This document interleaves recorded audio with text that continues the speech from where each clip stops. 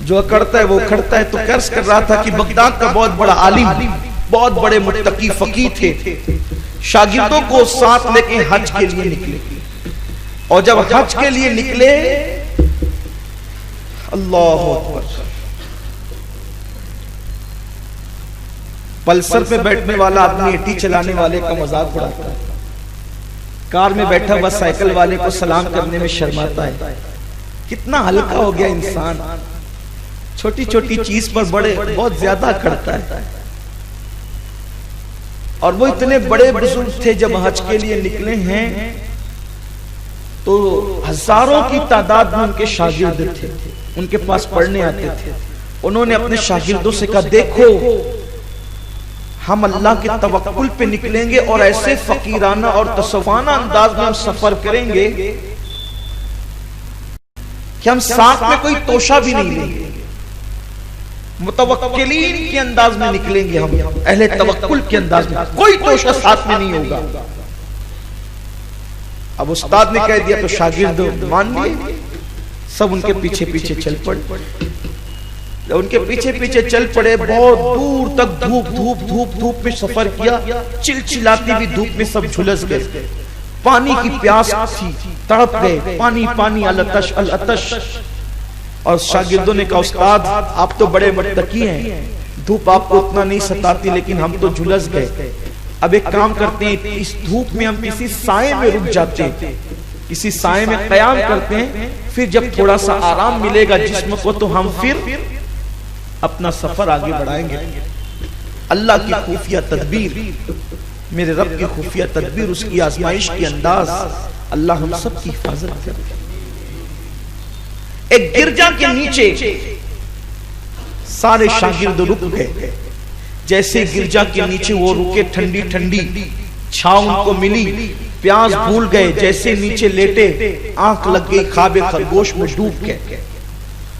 उस्ताद को पानी का ख्याल था कि मैं अपने शागिर्दों के लिए पानी का इंतजाम करूं। उस्ताद को ख्याल आया कि कहीं से पानी ले आऊं। जैसे उस्ताद पानी ढूंढने के लिए निकला, पानी ढूंढते ढूंढते ढूंढते वो गिरजा के इर्द गिर्द था। देखा कि गिरजा के करीब में एक पानी का चश्मा था, साफ और शफाफ पानी का चश्मा। इसने जैसे ही पानी के चश्मे में जब वो अपना मशकीजा डुबाया, उस पानी के चश्मे के अंदर एक खूबसूरत चांद जैसी शक्ल नजर आई, चांद जैसा मुखड़ा दिखाई दिया। जब इसने पानी के चश्मे में हसीन और जमील चेहरा देखा तो पलटा, और जब पलटा तो गिरजा की छत पर एक खूबसूरत नौजवान दोशीजा खड़ी थी, यानी हसीन और जमील लड़की खड़ी थी। जैसे ही खूबसूरत लड़की पर उसकी नजर पड़ी, आंखें चार क्या हुई, दिल पहलू से निकला और ऐसा लगा कि जैसे किसी ने उसको छीन लिया। खूबसूरत लड़की को देखते ही रह गया। अल्लाह ताला का करम शामिल हाल ना हो। मैं यहदिल्लाहु फला मुदिल्ल लहु व मन युद्लिलहु फला हादिय लहु। अल्लाह जिसे हिदायत दे उसे कोई गुमराह नहीं कर सकता, और अल्लाह जिसे गुमराह करे उसे कोई हिदायत नहीं दे सकता। खुतबे में बार बार हम सुनते हैं, लेकिन तवज्जो नहीं करते। अल्लाह जिसे हिदायत दे उसे कोई गुमराह नहीं कर सकता, और अल्लाह जिसे गुमराह कर दे उसे कोई हिदायत नहीं दे सकता। जैसे उस लड़की को देखा, आंखें चार हुई, सीने से दिल निकला, पहलू से दिल निकला, ऐसा लगा किसी ने उचक लिया। उसके बाद वो उस्ताद, इतना बड़ा फकीह, इतना बड़ा मुत्तकी, इतना बड़ा परहेजगार, उस लड़की के हुस्न के फितने में मुब्तला हो गया। और जब उस लड़की के हुस्न और फितने में मुब्तला हुआ, वो पानी भी भूल गया। और उसके बाद उसने गिरजा के दरवाजे पे दस्तक दी, जिसकी छत पर वो लड़की खड़ी खड़ी थी। गिरजा से राही बाहर निकला, उसने हुलिया देखा, नूरानी चेहरा, खूबसूरत अबा और हाथ में असा। ये मंजर देखकर उसने पूछा, आप कौन हैं? राहिब से इसने जवाब दिया कि मैं बगदाद का फुला आलिम और फकीह हूं, मुझसे काम क्या है आपको? का वो जो गिरजा की छत पर जो खूबसूरत चांद जैसी लड़की खड़ी है वो किसकी है? राहिब ने कहा मेरी है। इसने साफ सीधे लफ्जों में एक हलाल सी बात की, अच्छी सी बात की कि लड़की तेरी बड़ी हसीन और जमील है, क्या उसके साथ मेरी शादी हो सकती है, निकाह हो सकता है? उसने कहा ईसाई हैं हम, मुसलमान हैं आप, ये कैसे होगा? लेकिन बेटी मेरी एक लौती है, मैंने अपने ऊपर ये बात लाजिम कर रखी और मैंने कसम खा ली है कि एक लौटी बेटी को मैंने नाजों से पाला है, मैं मजहब नहीं देखूंगा, कुछ नहीं देखूंगा, मसलक नहीं देखूंगा, मेरी बेटी जहां कहेगी मैं वहां उसका निकाह कर दूंगा। लेकिन चूंकि आप मुसलमान हैं और हम ईसाई हैं, बेटी से तो पूछ लूं, चूंकि मैं कसम खा चुका हूं उसकी पसंद से उसकी शादी करूंगा। ये जैसे ही राही बंदर गया, इसने कान लगा दिए। अंदर से बाप ने बेटी से कहा, बेटी एक मुसलमान खूबसूरत आलिम नूरानी चेहरे वाले तुझसे शादी करना चाहते हैं, क्या तू इसके लिए राजी है? उस लड़की ने कहा, हम तो ईसाई हैं, मैं उसके साथ कैसे शादी करूं? मैं बिल्कुल उसके साथ शादी कर लूंगी, लेकिन एक शर्त है, अगर वो ईसाई मजहब कबूल कर ले और इस्लाम छोड़ दे तो मैं उसके साथ शादी कर लूंगी। खुदा का अल्लाह अकबर, अल्लाह सबके हाल पे रहम फरमाए। अभी उधर बाप बेटे बात कर रहे हैं, बेटी और बाप बात कर रहे हैं। इसने चीख कर कहा, माज़ अल्लाह मैं ईसाई हो गया, इस्लाम छोड़ दिया। इससे पता चला हुस्न का फितना कितना खतरनाक है। मैं बार बार अपने जवानों से कहता हूँ, अफेयर के चक्कर में मत फंसो, लड़कियों पे नजर मत डालो, लड़कियों के सूखते हुए कपड़ों को भी देखने से परहेज करो। अल्लाह अकबर, यूट्यूब का इस्तेमाल, फेसबुक का इस्तेमाल करते हो तो जैसे ही गंदे मनाजिर सामने आए नजरें फेर लिया करो। हत्तल इम्कान कम से कम इंटरनेट का इस्तेमाल करो, कहीं उस फितने में मुब्तला न हो जाओ, कहीं उस आजमाइश में मुब्तला न हो जाओ। उस शख्स ने चीख करके कहा, माज़ अल्लाह कि वो ईसाई हो गया। जैसे ही राही बाहर निकला, राही बाहर निकलने के बाद कहता है, तुमने ईसाइयत का मजहब तो कबूल कर लिया, नसरानियत का मजहब तो कबूल कर लिया, लेकिन मेरी बेटी के साथ अब निकाह का वक्त आता है। जैसे ही अल्लाह अकबर निकाह की बात आई, उस लड़की ने कहा, हम तो मालदार लोग हैं, हम बहुत मालदार हैं और तुम फकीर हो, मेरा निकाह हो तो जाएगा तुम्हारे साथ, लेकिन दैन महर क्या दोगे, महर में क्या अदा करोगे? तो उसने कहा, मेरे पास तो अभी फिलहाल कुछ भी नहीं है। उस वक्त उस लड़की ने कहा, अब निकाह नहीं होगा, निकाह से पहले बतौर महर पहले तुमको 1 साल तक के हमारे सूअर चराने होंगे, खिंजीर चराने होंगे, उसके बाद जो है तुम्हारे साथ निकाह होगा। अल्लाह अकबर, अल्लाह की खुफिया तदबीर, अल्लाह हम सबको अपनी खुफिया तदबीर से बचाए। उस इमाम ने, उस फकीह ने, उस मुहद्दिस ने, उस आलिम ने कहा, मैं तुम्हारे सूअर चराने के लिए तैयार हूँ। और इमाम इब्नुल जौजी ने लिखा है अपनी किताब में, जिस असा का टेक लगाकर वो जुमा के दिन मिंबर पे खुतबा देता था, जिस असा का टेक लगाकर वो ईदैन का खुतबा देता था, जिस असा का टेक लगाकर वो हदीसें पढ़ता था, काला अल्लाह काला रसूल की बातें करता था, वो उस असा को लेकर के निकल गया और असा के जरिए से खिंजीर और सूअर चराने लगा, खेतों के अंदर सूअर चराने लगा। सूअर के बच्चों को उस असा से वो हाँकने लगा और वो उसमें मसरूफ हो गया। शागिर्दों की नींद खुली तो उन्होंने देखा कि उस्ताद गायब। उस्ताद को इधर उधर ढूंढा, उस्ताद नहीं मिला। जब उस्ताद नहीं मिला तो उन्होंने सोचा कि उस्ताद का हाल अगर कोई बता सकता है तो ये राहिब बता सकता है। वो राहिब के दरवाजे पे पहुंचे, हजारों शागिर्द, और कहा, हमारा उस्ताद कहाँ गया? उनको यूं लगा कि हमारा उस्ताद मुसलमान है, कहीं पर ये राहिब ने तो उसको कत्ल नहीं कर दिया या क्या कर दिया। पहुंचे तो राहिब ने पूरा वाकया, लड़की वाला वाकया, खिंजीर वाला वाकया सब पूरा के पूरा बयान किया। शागिर्दों में कोहराम मच गया, चीखो पुकार मच गई, हल्ला मच गया, रोने धोने लगे। फिर सोचा कि चलो आखिर उस्ताद है, उसको नसीहत करेंगे, उसको समझाएंगे, उसको मनाएंगे। सारे शागिर्द पहुंचे तो देखा खुतबे वाले असा से वो सूअर चरा रहा है, उनके पीछे पीछे भाग रहा है। उधर सूअर जाता है तो असा लगाता है, उधर सूअर जाता है तो असा लगाता है। अल्लाह अकबर। फिर क्या हुआ? उसके शागिर्दों ने उसको कहा, उस्ताद तू ये क्या कर रहा है?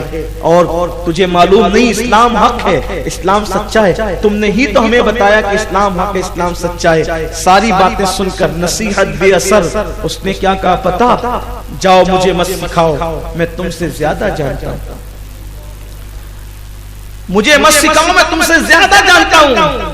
शागिर्दों ने देखा कि अब ये नसीहत असर नहीं करती। जब अल्लाह किसी से दीन लेता है, अक्लें छीन लेता है, नसीहतें भी असर नहीं करती, नसीहतें भी जो है वो बेअसर हो जाती है। हक पर हक बात समझने सुनने के लिए पर्दे पड़ जाते हैं।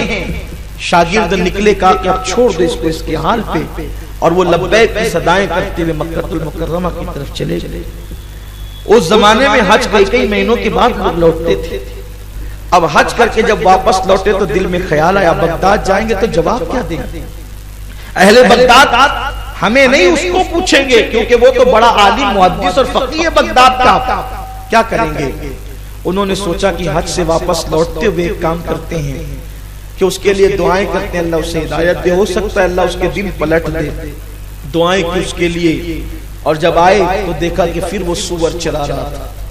अब तो उसकी शक्ल भी तब्दील हो रही थी, उसके हालात भी बदल चुके थे। अल्लाह अकबर। सूअर चराते हुए देखा, लोग रोने लगे। फिर का उस्ताद संभल जा, सुधर जा, ईसाईयत मजहब हक नहीं है, इस्लाम हक है। बहुत सारी बातें बताई, फिर भी उसने कहा जाओ जाओ, मैं तुमसे ज्यादा जानता हूँ। फिर वो लोग निकल गए हिदायत की दुआ करते हुए।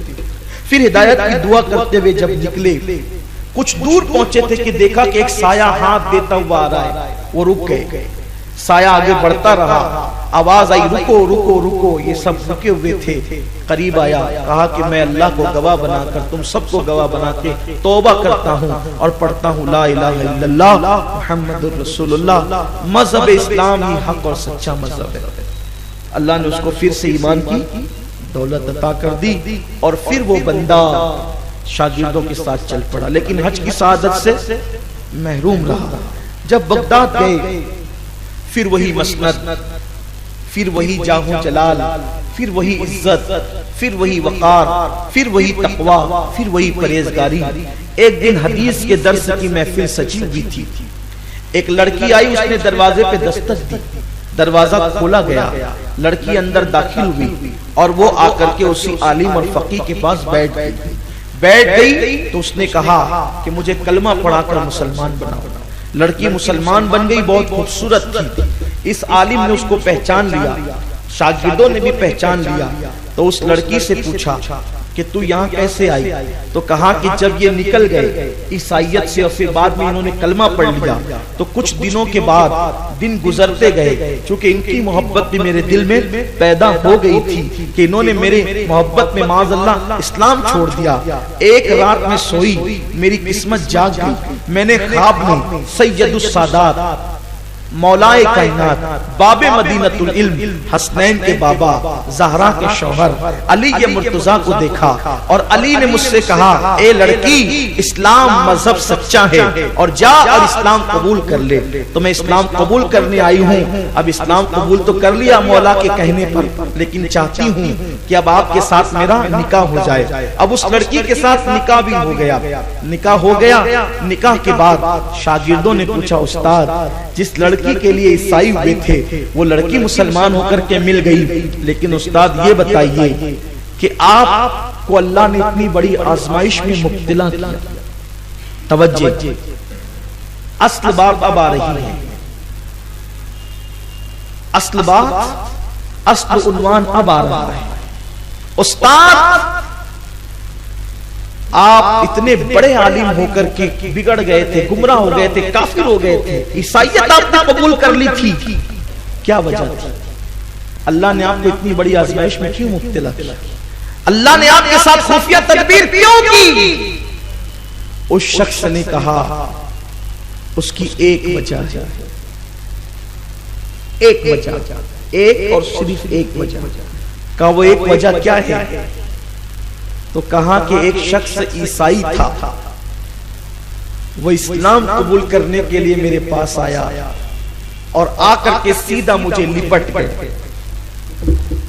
वो आया और आकर सीधा मुझे लिपट गया। थोड़ी यहां पर मैं आपकी सोच अल्लाह करे बदल जाए हमारी। अगर कोई इत्र में मुअत्तर हो और वो हमारे गले मिलना चाहे, हम उससे गले मिलते हैं। अगर कोई मालदार हो हमसे गले मिलना चाहे, हम उससे गले मिलते हैं। अगर कोई गरीब हमें लिपटने की कोशिश करे, जिसके पसीने से बदबू आ रही हो, तो हम फौरन दूर हट जाते हैं। ये दिल का तकब्बुर है, ये दिल की अनानियत है ना, लोग ये करते हैं। लेकिन किसी का पसीना आखिर उसकी बदबू ही तो है। पसीने की बदबू तकब्बुर की बदबू से कम है, क्योंकि पसीने की बदबू पानी से धुली जा सकती है, लेकिन तकब्बुर की बदबू 7 समुंदरों के पानी से भी धुली नहीं जा सकती। इंसानों के लिए आज मफाद परस्ती, मतलब परस्ती, दौलत परस्ती, हवस परस्ती, नफ्स परस्ती, बस इसी के अंदर इंसान डूब गया है। हक परस्ती के सिवा हर चीज कर रहा है इंसान, हक परस्ती नहीं है इल्ला माशाल्लाह, बाकी सब है। वो आलिम जिसको ईसाइयत की तरफ वो चला गया था, काफिर हो गया था, फिर अल्लाह ने तौबा की तौफीक दी। शागिर्दों ने पूछा कि क्यों ये हुआ, तो कहा कि एक ईसाई इस्लाम कबूल करने के लिए आया और वो मुझसे लिपट गया। जब लिपटा तो मैंने अजराए अनानियत और तकब्बुर का, चल हट, मैं तुझसे बेहतर हूं। क्या कहा? चल हट, मैं तुझसे बेहतर हूं। उस ईसाई ने रोते हुए कहा, बेहतर अल्लाह के इल्म में कौन है, ये तो अल्लाह जानता है। अल्लाह के इल्म में बेहतर कौन है, ये तो अल्लाह जानता है।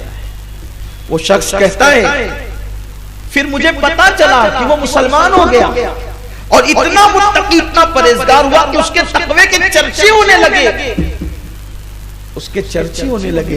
और सिर्फ एक जुमले की वजह से कि चल हट, मैं तुझसे बेहतर हूं, बस इसी एक जुमले की वजह से अल्लाह ने मेरा ईमान छीन लिया और मैं ईसाई हूं।